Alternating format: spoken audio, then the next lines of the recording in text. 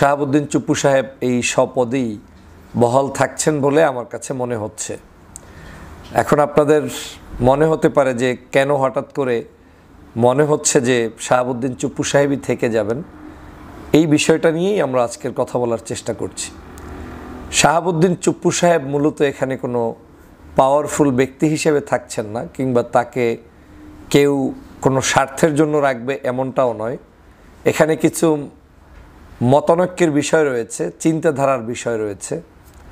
যেমন আপনারা নিশ্চয়ই জানেন যে পূর্বের যখন ১/১১ ঘটেছিল তখন কিন্তু বিএনপির মনোনীত প্রেসিডেন্ট যে ছিলেন প্রফেসর ইয়াজউদ্দিন আহমেদ সাহেব, বাংলাদেশে বিএনপির সবার পতন হয়েছে, সবাইকে সব পাওয়ার থেকে লেস করে দেওয়া হয়েছে, প্রশাসনিক কাঠামোগুলোর পরিবর্তন করেছে এবং সেখানে প্রচুর জুলুম অত্যাচার সব হয়েছে। কিন্তু প্রেসিডেন্ট হিসেবে তখনও কিন্তু বসা ছিলেন ওই ইয়াজউদ্দিন সাহেব, উনি ছিলেন একটা চেয়ার। আমি এটা অনেক আগেও লাইভে করেছিলাম এবং বলেছিলাম, যেদিন রাতে বঙ্গভবনে আমাদের ভাইয়েরা গিয়েছেন, আমি তখন বলেছিলাম যে আমিও পতন চাই, তবে আপনারা এখন বাসায় যেতে পারেন। যেই প্রক্রিয়ায় পতন হওয়া দরকার সেই প্রক্রিয়াটি আমাদেরকে আরও চিন্তাভাবনা করে নিতে হবে। আমি আজকের এই জায়গাটায় হঠাৎ করে দেখলাম বাংলাদেশে শাহাবুদ্দিন চুপ্পু সাহেবের বিদায় নিয়ে বেশ কয়েকটি পত্রপত্রিকা নতুন করে নিউজ করেছেন। মানবজমিন সহ বিভিন্ন পত্রিকার অনলাইনের যে নিউজগুলো থেকে দেখেছি, সেখানে এসেছে যে শাহাবুদ্দিন চুপ্পু সাহেবের পদত্যাগ বা তার বিদায় এই মুহূর্তে অনেকগুলো সংস্থা থেকেই চাওয়া হচ্ছে না বা চাচ্ছে না। যেমন বাংলাদেশের বড় রাজনৈতিক দলগুলোর পক্ষ থেকেও অনেকেরই দ্বিমত রয়েছেন। যেমন বাংলাদেশ জাতীয়তাবাদী দল মনে করে যে এখন এই মুহূর্তে শাহাবুদ্দিন চুপ্পুর বিদায় হলে এটা একটি সাংবিধানিক ক্যাচাল তৈরি হবে এবং এই প্রক্রিয়া থেকে তাকে বিদায় দিতে গেলে নতুন একটা শূন্যতা তৈরি হবে, সেটাকে আবার তৈরি করতে হবে। এই যে একটা হ্যাসাল হবে, এই হ্যাসালটার পক্ষে তারা না। ঠিক একইভাবে মতামত নাকি এসেছে, যদিও আমরা সরাসরি সেটার কোনো পিকচার কিংবা ছবি দেখতে পাইনি, যে বাংলাদেশ সেনাবাহিনীর পক্ষ থেকে যখন আমাদের জেনারেল ওয়াকারুজ্জামান বাহিরে অবস্থান করছিলেন, দেশের বাহিরে, তখনই একটি প্রতিনিধি দল আমাদের বর্তমান সরকারের প্রধান উপদেষ্টা প্রফেসর ডক্টর মোহাম্মদ ইউনূস সাহেবের সাথে সাক্ষাৎ করে তাদের একটা মতামত ব্যক্ত করেছেন।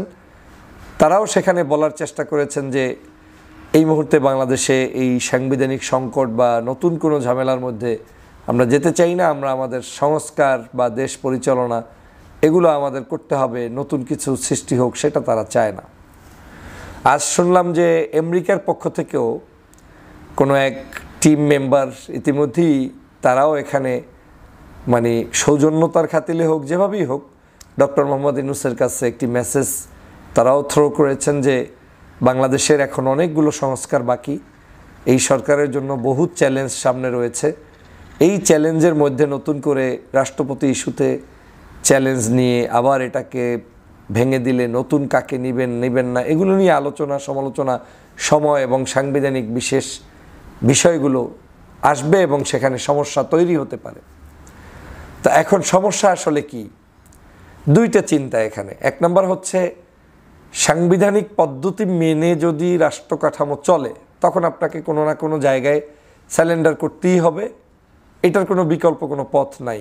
যেমন এখন আমার দেশের পুলিশ চাকরি করে কির ভিত্তিতে, প্রশাসন চাকরি করে কিসের ভিত্তিতে, মাদ্রাসা মসজিদ, এই স্কুল কলেজ ইউনিভার্সিটি চাকরি, বিভিন্ন সংস্থা যে জব করে, এটা একটা কাঠামোর মধ্যে করে, রাষ্ট্রের একটা সিস্টেমের মধ্যে করে। এই রাষ্ট্রের সিস্টেমটা কি? সিস্টেমটা হচ্ছে এই সাংবিধানিক যে ধারাগুলো আছে এটার উপর ভিত্তি করে এই স্বাধীন প্রতিষ্ঠানগুলো দাঁড়িয়ে আছে। এখন সবাই কিন্তু একটা জায়গায় রাষ্ট্রকে সামনে রেখে ভয় পেয়ে যে আমার রাষ্ট্র, আমার জব, আমার রেসপন্সিবিলিটি, এইভাবে করে প্রত্যেকের জায়গায় তার দায়িত্বগুলো পালন করছে। তো এখন বাংলাদেশের যেই সরকার বর্তমানে এসেছে, এই সরকারের মধ্যে দুইজন উপদেষ্টা হচ্ছেন সরাসরি ছাত্র আন্দোলনের সম্পৃক্তকারী ব্যক্তি, আমাদের আসিফ সাহেব, নাহিদ সাহেব। আর বাকি উপদেষ্টারা হচ্ছে বাংলাদেশের এই অবৈধ ফেসি শেখ হাসিনার পতন হয়তো চেয়েছে, কিন্তু মাঠের কর্মী হিসেবে না। হ্যাঁ, আসিফ নজরুল সাহেব তিনিও সরকারের আওয়ামী সরকারের রোশানলে ছিলেন, এইরকম 2-3 জন ব্যক্তি, ডক্টর মোহাম্মদ ইউনূস সাহেব রোশানলে ছিলেন। কিন্তু আমি বলছি সরাসরি মাঠে আন্দোলন করেছে ছাত্ররাই। তো সেই ছাত্রদের মধ্য থেকে 2 জন প্রতিনিধি, যখন দেশটা হঠাৎ স্বাধীন হয়ে গেল তখন কিন্তু এই 2 জন প্রতিনিধিও ওই যে কমিটিতে ঢুকবে বা তত্ত্বাবধায়ক সরকারের উপদেষ্টা হবে, মানে অন্তর্বর্তীকালীন সরকারের, তারও নিশ্চয়তা ছিল না। সেটা কিন্তু অনকাইন্ড অফ দাবি নিয়ে উপস্থাপন করে তারপরে করতে হয়েছে, যেটা নিয়ে আমি একটা ভিডিওতে বলেছি যে আসিফ নজরুল সাহেবের কারণেই ছাত্রদেরকে সেনাবাহিনীর সাথে সমন্বয় করে দিয়ে মাঝখানে একটা ঢুকানোর ব্যবস্থা করা হয়েছে। সেজন্য আমি ধন্যবাদ জানাই সেনাবাহিনী এবং ডক্টর আসিফ নজরুল স্যারকে। তো সমগ্র বাংলাদেশেরই মূলত কোনো প্ল্যান ছিল না যে কোন প্ল্যানে বাংলাদেশটা হাঁটবে। সবার মধ্যে সাডেনলি শেখ হাসিনা বিদায় হওয়ার পরে প্ল্যানটা এরকমই যে পূর্বে যেভাবে হয়েছে তাই। তো পূর্বে কি হয়েছে? পূর্বে বাংলাদেশে 1/11 হয়েছে, 1/11-তে সব বিদায় নিয়েছে, কিন্তু একজন তো নেয় নাই, তার নাম হচ্ছে ইয়াজউদ্দিন সাহেব। তো আজকেও বাংলাদেশে সব বিদায় নিবে, প্রয়োজনে সব সংস্কার হবে, কিন্তু ইয়াজউদ্দিন সাহেব তো যাবে না, বা সেনাপ্রধান যাওয়ার তো প্রশ্নই আসে না, কারণ তার যাওয়ার ব্যাপারে আমি কোনোদিনই মতামত দেইনি। ওয়াকারুজ্জামান সাহেবের কারণেই আমরা আজকের স্বাধীনতার স্বাদটা একটু হলেও পাচ্ছি, ছাত্র জনতার এই বিজয়টা আমাদের কাছে এসেছে। তো পূর্বেও এরকম কারোরই বিদায় হয়নি, বিশেষ করে এই 2 পদের। এখনও বিশেষ করে বাংলাদেশের জনতা শাহাবুদ্দিন চুপ্পু সাহেবের চেয়েছিল, তো এটারও এখন আর বিদায় হচ্ছে বলে মনে হচ্ছে না, বেস অন প্রিভিয়াস এক্সপিরিয়েন্স, যেটা এখন সবাই ফলো করছে। তাহলে আমাদের ছাত্র বন্ধুদের যে এই আন্দোলন, ছাত্রদের যে দাবি, ছাত্রদের যে এই চেতনা, এই চেতনাটা আসলে আমরা ফুলফিল কেন করতে পারছি না, বা আমরা আসলে আমাদের দুর্বলতাটা কোথায়? দুর্বলতা আছে। আমাদের সবচেয়ে বড় দুর্বলতা হচ্ছে আমরা যখন 5 তারিখে বাংলাদেশকে স্বাধীন করি, সেই স্বাধীনতার দিন এই রাষ্ট্রকাঠামো কেমন হবে ওই দিনের সিদ্ধান্তের উপরে আমাদের অনেক কিছু নির্ভর করেছে। যদি ওই দিন, যেহেতু কোনো প্ল্যান ছিল না, এটা কারো দোষ না, যদি এটা এমন কোনো প্ল্যানের রাজনীতি হতো, আন্দোলন হতো, যে আরও 1 মাস 2 মাস আগ থেকেই যে আমাদের এটাকে ইরানের বিপ্লব বলেন, যেভাবে একটা কাঠামো ভেঙে দিয়ে সম্পূর্ণ নতুন কোনো বিপ্লব হয়েছে, কিংবা বিভিন্ন দেশের, আপনার ওই সকল দেশের উদাহরণ আমরা টানতেও চাই না, বা ওরকম আমরা হতেও চাই না, মানে এটা উদাহরণ হিসেবেই দিলাম যে এরকম কোনো বিপ্লব হয়েছে, বিপ্লব পরবর্তীতে বিপ্লবিক সোলজাররা যা বলবে সেটাই বাংলাদেশে বাস্তবায়িত হবে।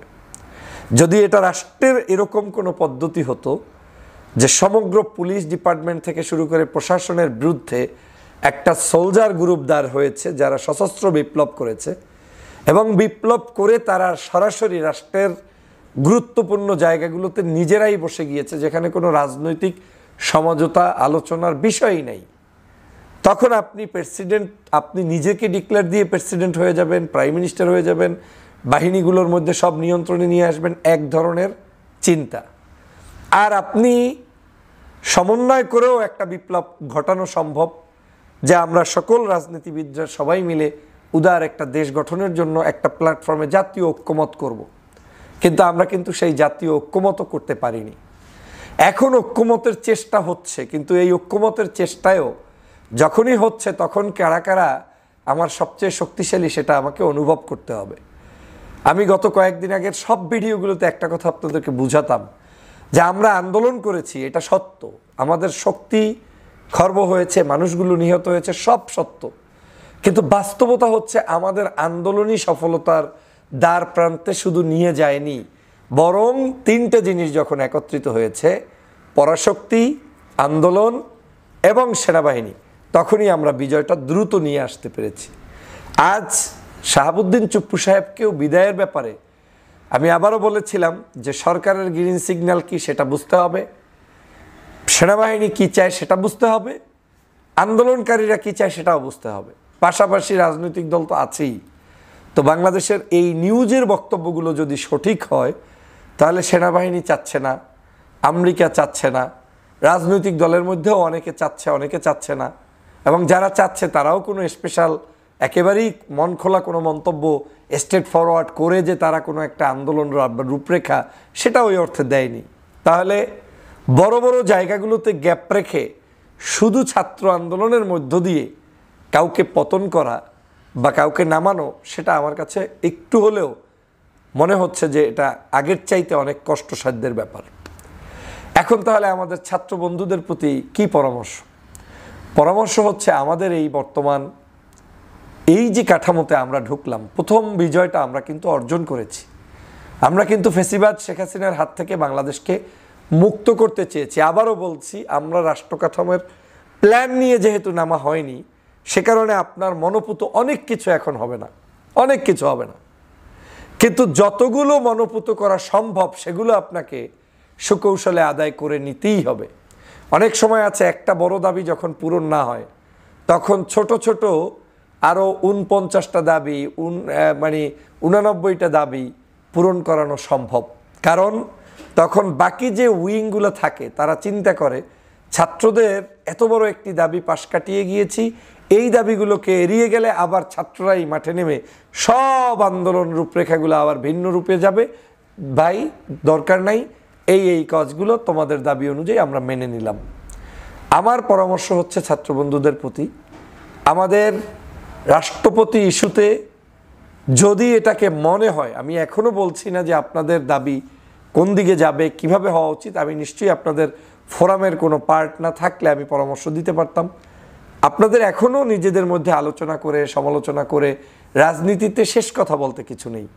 সামনে যাওয়া উচিত হবে না সেটা নিয়ে আলোচনা হতে পারে। তবে যেই প্যানিকগুলো রাষ্ট্রে মানুষ ছড়ায় যে শাহাবুদ্দিন থাকলে এটা হবে, না থাকলে হবে না, এটাও সঠিক না। শাহাবুদ্দিন সাহেবের হাতে এখন কিছুই নেই। শাহাবুদ্দিন সাহেবকে ঘিরে রেখেছে সেনাবাহিনী, আপনাদের প্রেশার এবং শাহাবুদ্দিন সাহেবের নিজস্ব দুর্বলতা। শাহাবুদ্দিন সাহেব নিজেও জানে তিনি একজন দুর্নীতিবাজ, তিনি আওয়ামী লীগের অনুকম্পা নিয়েই প্রেসিডেন্ট হয়েছেন এবং তার নেত্রী পালিয়ে গিয়েছে, তার আর এখানে কোনো বন্ধুবান্ধব নাই, শুধু ওই বঙ্গভবনে অবস্থানকারী তার পরিবারের, আমি জানি না how many people they have, এই চিলড্রেন সহ হয়তো 4-5 জন সদস্য। এই 5 জন সদস্য ছাড়া ওনার যে কোনো আপন লোক নাই, এটা উনিও ভালো করে জানেন। তো উনি কিছু করবে না, অ্যাকর্ডিং টু 1-11 এক্সপিরিয়েন্স থেকে বলছি। ওই প্রেসিডেন্ট প্রফেসর ইয়াজউদ্দিন সাহেবও ছিলেন একেবারে ঘরের মধ্যে আটকানো। তখন আমার এখনও মনে আছে, আমাদের দলেরই লোকজন বলেছিল, এই লোকটাকে আমরা বানালাম, কোনো কাজ করতে পারলো না, লোকটা কিছু ঠেকাতে পারে না, লোকটা সব মেরুদণ্ডহীন, কত কথাই তো আমরা বলেছি। অনেকে তার নাম ইয়াজউদ্দিনের জায়গায় পিয়াজউদ্দিনও ডেকেছে। বাস্তবতা হচ্ছে এমন, যখন এই ধরনের পরিবর্তন হয় তখন প্রেসিডেন্ট আর প্রেসিডেন্ট থাকে না, তিনি একজন শিশুর মতো হয়ে যায়। কারণ তার পিছন থেকে যেই বেকআপগুলো এতদিন কাজ করেছে তারা কেউ আর কাজ করে না। তো একটা চেয়ার নিয়ে বসে থাকে। এখন কি আপনি মনে করেন যে বাংলাদেশে যে কোনো কিছু হচ্ছে সিগনেচার এটা প্রেসিডেন্ট শাহাবুদ্দিনের মন থেকে হচ্ছে? না, শাহাবুদ্দিন সাহেবের কোনো অপশন নাই, পেপার একটা দেওয়া হয়, সাইন দিতে বাধ্য হয়, বলে এটা করতে হবে, ওইটা করতে হবে। কারণ একটাই পরিবর্তন, এই পরিবর্তনটা হয়ে গিয়েছে। হ্যাঁ, তবে এই পরিবর্তনের ধারাটা যদি আরও আপগ্রেড করে পরিবর্তন করা যেত, যে শুধু শেখ হাসিনাই নয়, এমন কিছু পরিবর্তন হবে যেই পরিবর্তনে সেও থাকবে না, তাহলেও ভিন্ন কিছু হতো। কিন্তু সেটা যেহেতু এখনো হয়নি, তাহলে আমাকে যেতে হবে কোন পদ্ধতিতে? সংবিধান সংস্কার করতে চাই, হ্যাঁ করতে হবে। তাহলে সংবিধানের পেপার ওয়ার্কটা হয়তো ঠিক থাকবে, প্রথম পেজ আর লাস্ট পেজ, মাঝখানের জিনিসগুলোকে আপনি অ্যাকোমোডেট করতে হবে, পরিবর্তন করে দেন। সংস্কার দেখতে মনে হবে যে আমরা জাস্ট কিছু কিছু অধ্যায় পরিবর্তন করেছি, কিন্তু না, বাস্তবিক অর্থে মনে হবে সবই পরিবর্তন করেছি। এখানে মেনে নেওয়ার বিষয়, বিবেকের মাথায় প্রশ্ন করে নিজেরা যদি চাই এ ধরনের পরিবর্তন হতে পারে, ফুল জিনিসটাকেও পরিবর্তন করা যেতে পারে। নির্বাচন পদ্ধতির সংস্কার, 3টা জাতীয় নির্বাচন হয়েছে, সেই নির্বাচনগুলোকে পূর্ণাঙ্গভাবে বাতিল। এরপরে রাষ্ট্রের বিভিন্ন জায়গায় যত দোসর আছে তাদেরকে বহিষ্কার। এক বাক্যে এই কাজগুলো যত দ্রুত সম্ভব আদায় করে নিয়ে তারপরে শাহাবুদ্দিন চুপ্পু সাহেবের বিষয়টাকেও মাথায় রেখে প্রেশার হিসেবে কাজ করিয়ে এগিয়ে গেলে হয়তো ছাত্র জনতা বেটার কিছু পাবে। আর না হয় আমার যেটা মনে হচ্ছে, ছাত্র জনতাকে একটা গ্রুপ প্রতিপক্ষ বানিয়ে দিয়ে টোটালি তাদেরকে কোনো অবস্থায় স্তব্ধ করে দিতে চায় কিনা সে ব্যাপারটা আমাদেরকে মাথায় রাখতে হবে। আমার কাছে শাহাবুদ্দিন চুপ্পু সাহেবের বিদায়টা যতটা মানে এক্সপেক্ট করি, অবশ্যই আওয়ামী লীগের কাউকেই আমি কামনা করি না, কিন্তু বিদায় দেয়াটাকে কেন্দ্র করে যাদের সহযোগিতা দরকার তাদেরকেও ম্যানেজ করাটা যদি না হয় তাহলে সেটা আমাদের জন্য কঠিন। যেমন আমেরিকা বলেন, সেনাবাহিনী বলেন, এরা কিন্তু আমাদের দেশকে এগিয়ে নেওয়ার জন্য এই মুহূর্তের জন্য শেখ হাসিনাকে বিদায়ের জন্য বড় ভূমিকা পালনকারী একটি গ্রুপ, কোনো সন্দেহ নাই। এবং এখনও আপনাদেরকে বলছি, বাংলাদেশে এমন কোনো অবস্থান তৈরি হয় নাই যেখানে জাতীয় ঐক্য নাই। দেখেন 5ই আগস্ট হাসিনাকে বিদায় দিয়েছি, বিদায়ের পরই আমরা কেমন হয়ে গিয়েছি, কারোর সাথে কারো ঐক্য নাই, কথাবার্তার মিল নাই, কে কি বলছি কে কি বলছে, সবাই কেউ ব্যস্ত এমপি নিয়ে, কেউ ব্যস্ত নির্বাচন নিয়ে, কেউ ব্যস্ত সংস্কার নিয়ে, কেউ ব্যস্ত দল নিয়ে, কেউ ব্যস্ত মানে খানাদানা নিয়ে, যে যার মতো ব্যস্ত। তো এরকম যখন একটা দেশ ব্যস্ত থাকে এবং আমাদের নিজস্ব কোনো কর্মী মানে একেবারেই ডেডিকেটেড পিপল না থাকে, তখন সেখানে বড় ধরনের সংস্কার আনা যায় না। যেমন হাসিনার ক্ষেত্রে সমগ্র দেশ ডেডিকেটেড ছিল, যে কারণে হাসিনার পরিবর্তনটা আপনার জন্য সহজ হয়েছে।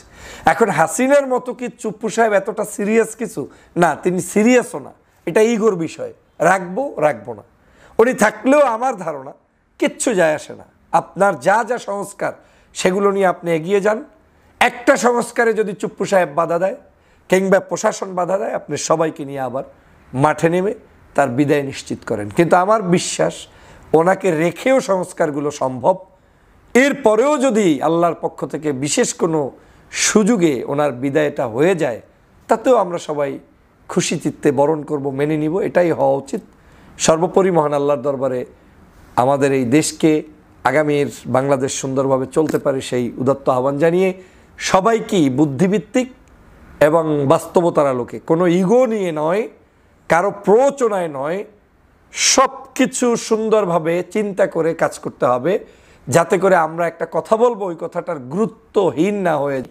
একটি গোষ্ঠী মাঠে নেমে গিয়েছে, গোপনে কিংবা প্রকাশ্যে তারা বলার চেষ্টা করছেন সেনাবাহিনীর প্রধান জেনারেল ওয়াকারুজ্জামান সাহেব তিনি অন্য কোনো ভিন দেশের এজেন্ট হিসেবে কাজ করছেন কিংবা আওয়ামী লীগের সহযোগী হিসেবে কাজ করছেন বলে প্রমাণ করতে চাচ্ছেন।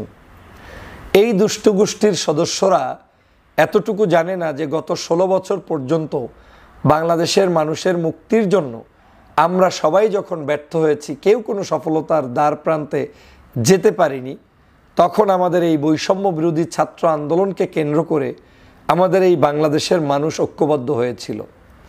আমাদের এই বাংলাদেশের মানুষ যখন ঐক্যবদ্ধ হয়ে ফ্যাসিবাদের বিরুদ্ধে লড়াই করেছে, সেই সংগ্রামের অংশীদার ছিল বাংলাদেশের গর্বিত সেনাবাহিনীর সদস্যরা এবং সেনা নৌ বিমান বাহিনীর সদস্যরা। আপনি নিশ্চয়ই যদি গ্লোবাল রাজনৈতিক প্রেক্ষাপট চিন্তা করেন, তাহলে দেখবেন কোথাও কোনো বিপ্লব সুন্দরভাবে সফল হতে পারে না যতক্ষণ পর্যন্ত সেই বিপ্লবের সহযোগী ওই দেশের সেনাবাহিনী না থাকে কিংবা তারা আমাদের সামনে এসে সহযোগিতা না করে। যেমনটা আমরাই বাংলাদেশের প্র্যাকটিসে দেখেছি, গত 16 বছর বহু আন্দোলন হয়েছে, সংগ্রাম হয়েছে, আমাদের জীবন গিয়েছে, আমাদের রাজনীতিতে বহু মানুষকে আমরা হারিয়েছি, আওয়ামী ফ্যাসিস্ট সরকার গুম করেছে, খুন করেছে, হত্যা করেছে, কিন্তু আমাদের বিজয় কিন্তু আমরা অর্জন করতে পারিনি। কেন পারিনি? তৎকালীন সময়ের কোনো সেনাবাহিনীর প্রধান কিংবা সেনাবাহিনীর সদস্যরা আমাদের পাশে 5ই আগস্ট যেভাবে এগিয়ে এসেছে সেভাবে এগিয়ে আসতে পারেনি। হতে পারে সেটা তাদের দুর্বলতা, হতে পারে নেতৃত্বের দুর্বলতা, হতে পারে সেটা সেই ধরনের পরিবেশ ক্রিয়েট হয়নি, সে কারণে তারা আমাদের পাশে দাঁড়াতে পারেনি। কিন্তু আজ যখন আমরা পরিবেশটাকে ক্রিয়েট করলাম, সুন্দরতম একটি অবস্থান বাংলাদেশে তৈরি হলো, তখন নিশ্চয়ই সেই বাংলাদেশের সাধারণ শিক্ষার্থীদের পাশে সেনাবাহিনী চুপ করে বসে না থেকে তারা আমাদের পাশে দাঁড়িয়েছিল। আমি চ্যালেঞ্জ করে সবসময় বলেছি এবং আজও বলছি, যদি 5ই আগস্ট আমাদের এই দুর্দান্ত সেনাবাহিনীর সদস্যরা জেনারেল ওয়াকারুজ্জামান সাহেবের নেতৃত্বে আমাদের পাশে না দাঁড়াতেন, 5 তারিখে বিজয় অসম্ভব ছিল, কোনোদিন সম্ভব ছিল না। শেখ হাসিনার পরিকল্পনা ছিল বাংলাদেশের যদি প্রয়োজনে আরও 50,000 মানুষকেও হত্যা করে তাতে তার কিচ্ছু আসে না, এটাকে যুদ্ধ লাগিয়ে দিয়ে মানুষকে হত্যা করে একটা স্টেট গভর্নমেন্ট চালু করা, যেমন ঢাকা শহরও যদি তার নিয়ন্ত্রণে থাকে আর বাংলাদেশের সব অঞ্চল যদি তার নিয়ন্ত্রণের বাহিরে চলে যায়, তাও তিনি এইভাবে করতে চেয়েছিলেন। এবং তিনি কিন্তু ভৎসনা দিয়েছেন, রাগান্বিত হয়েছেন সকল বাহিনীর উপরে, এই জন্য যে তোমরা করছো কি, তোমরা কেন পুলিশের মতো নির্বিচারে গুলি করছো না। একটু ভাবনা করে দেখেছেন যে শুধু পুলিশ একটা ডিপার্টমেন্ট যে পরিমাণ গুলি করেছে তাতেই এখন পর্যন্ত 2000-এর অধিক মানুষ হত্যা হয়েছে, 50,000-এর অধিক মানুষ এখন অসুস্থ, হাত নেই, পা নেই, চক্ষু নেই, পঙ্গু। এই যে কঠিনতম পরিস্থিতি বাংলাদেশে চালু করেছে কে? শেখ হাসিনা। আজ যদি সেই সময় আমার সেনাবাহিনী আপনার আমাদের বন্ধু সেজে আমাদের পাশে না দাঁড়াতেন, তাহলে এই বাংলাদেশটা আজ কোন জায়গায় পৌঁছত? সমগ্র বাংলাদেশে গৃহযুদ্ধ লেগে যেত, প্রত্যেকটি ঘরে ঘরে ঘরে আপনি লাশের গন্ধ টের পেতেন, রক্তাক্ত পেতেন সমগ্র বাংলাদেশের মানচিত্রকে, এবং সেই পরিস্থিতি করেও শেখ হাসিনাই ক্ষমতায় থাকতেন। কেন থাকতেন বলি, বাংলাদেশের মানুষের রাজনৈতিক এবং আন্দোলনেরও একটা লিমিট রয়েছে। আজ ছাত্র ভাইয়েরা আন্দোলন করেছে, আমরা আমাদের রাজনৈতিক নেতাকর্মীরা সহযোগিতা করেছি, কিন্তু রাজনৈতিক নেতাকর্মীরা আমরা কিন্তু 16 বছরে ব্যর্থ হয়েছি। আমরা পারিনি, মানতে হবে সঠিক তথ্য হচ্ছে আমাদেরকে জুলুম করে, অত্যাচার করে, গুলি করে আমাদের আন্দোলনগুলো সফল করতে দেয়নি। কিন্তু এইবার গুলি কিন্তু বন্ধ হয়নি, গুলি করেছে, কিন্তু গুলির সামনে বুক পেতে আবু সাঈদরা বাংলাদেশের মানচিত্র রক্ষার জন্য এগিয়ে এসেছে। তখন কিন্তু আর এই গুলির বারুদ শেষ হয়ে যাচ্ছে ভাব, কিন্তু আমাদের ছাত্ররা বুক পাতা বন্ধ করে নাই।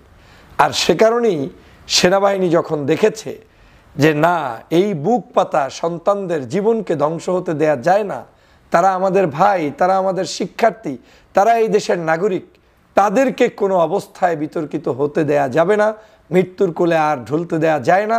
জেনারেল ওয়াকারুজ্জামানের কঠিন সিদ্ধান্তেই বাংলাদেশের এই আজকের বিজয় হয়েছে বলে আমি মনে করি। তিনিও আমাদের বিজয়ের অংশীদার। তাহলে তাকে কেন ষড়যন্ত্রের মধ্যে ফাঁদে ফালানো হচ্ছে, কেউ কেউ করার চেষ্টা করছেন? এর অন্যতম কারণ কি জানেন? কারণ হচ্ছে, যেহেতু ওই লোকটা এই কাজ করেছে, পৃথিবীর আর কেউ না জানুক, ওই দালালরা জানে, আওয়ামী লীগ জানে, এবং যারা পরিকল্পনা করে তার বিরুদ্ধে রটানোর চেষ্টা করছে তারা জানে যে ওয়াকার থাকলে বাংলাদেশের ছাত্রদের বিজয়, গণতন্ত্রের বিজয় হবে, ষড়যন্ত্র বাস্তবায়ন হবে না। আর ওয়াকারুজ্জামানকে যদি নামানো যায় তাহলে ষড়যন্ত্র বাস্তবায়ন করতে সহজ হবে। সে কারণে এক ধরনের ন্যারেটিভ মেসেজ তৈরির জন্য এই কাজ করে যাচ্ছে, এবং সেই কাজে আপনাকে ভালোবেসে আপনাকে আবার নামানোর চক্রান্ত চলছে। প্রিয় বন্ধুরা আমার, বাংলাদেশের এই সরকার যতগুলো কঠিন পরিস্থিতি ফেস করছে, বন্যার্তদের সমস্যা, জায়গায় জায়গায় ছাত্রলীগের, সন্ত্রাসী লীগের, নিষিদ্ধ লীগের ডাকাতি, ষড়যন্ত্র, হত্যা, রাহাজানি, এই সব কিছুকে ট্যাকেল দিতে, জীবন দিতে পর্যন্ত হয়েছে সেনাবাহিনীর সদস্যদেরকে। তাহলে সেনাবাহিনীর সদস্য আমার শত্রু নয়। এখন সেনাবাহিনী আপনার মতো করেও কাজ করবে না। সেনাবাহিনী তার নিজস্ব কিছু বিধিবিধান রয়েছে, বিশ্বের কাছে তার কিছু কমিটমেন্ট রয়েছে। আপনি নিশ্চয়ই জানেন শান্তিরক্ষা মিশনে সেনাবাহিনীর সদস্যরা কাজ করে। সব কিছু বিবেচনায় নিয়ে বাংলাদেশের সেনাবাহিনী চাইলেই যা তা করতে পারবে না।